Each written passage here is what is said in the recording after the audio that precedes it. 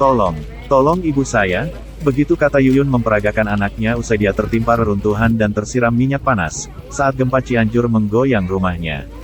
Hampir 10 menit lamanya, badan Yuyun tertindih reruntuhan plafon rumah sambil menahan rasa perih di tangan kanannya usai tersiram minyak panas.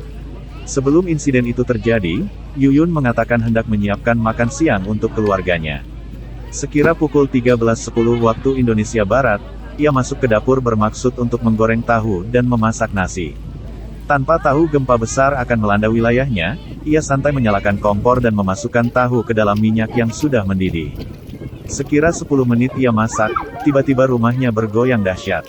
Dengan sigap ia mematikan kompor dan berusaha berlari keluar rumah. Namun nahas upaya itu tak membuahkan hasil, rumah 2 tingkat di sebelahnya lebih dulu rubuh dan menimpa ruangan dapur Yuyun. Lagi goreng tahu, tiba-tiba gempa, pas saya mau lari keluar, rumah di sebelah saya 2 tingkat atapnya rubuh nimpa ke dapur, ucap Yuyun saat ditemui wartakotalive.com, Kamis tanggal 24 November tahun 2022. Tak kuat menahan runtuhan, atap dapur pun ikut roboh, Yuyun yang saat itu hendak keluar pun ikut tertimpa reruntuhan. Puing-puing bangunan dapur itu juga menimpa panci penggorengan berisi minyak panas. Minyak yang tengah mendidih itu pun menyiram sebagian tangan kanan serta kaki Yuyun.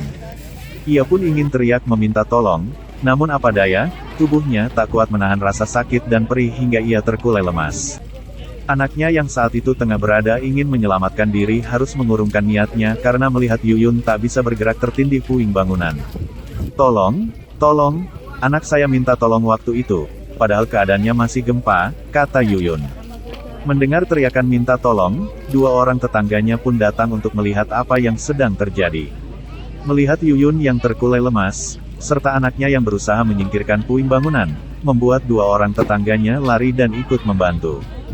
2 orang tetangganya serta anaknya berusaha mengeluarkan tubuh Yuyun yang tertindih. Dengan usaha yang tak sedikit, akhirnya tubuh Yuyun berhasil dikeluarkan. Terlihat tangan dan kaki yang sudah melepuh serta darah yang mengucur di sekitar kening Yuyun. Saya udah lemas waktu itu, udah gak karuan, nahan sakit di punggung juga perih di kaki sama tangan, mau teriak pun gak bisa, kata Yuyun. Karena luka yang cukup serius, Yuyun pun dibawa ke posko untuk mendapatkan penanganan medis. Saat ditemui wartakotalive.com, perban putih masih menempel di tangan dan kakinya, terlihat juga luka di kening dan sekitar mata masih membekas. Lukanya masih perih, kadang kalau berdiri gak kuat lama, kata Yuyun sambil memperlihatkan perban yang melilit tangannya.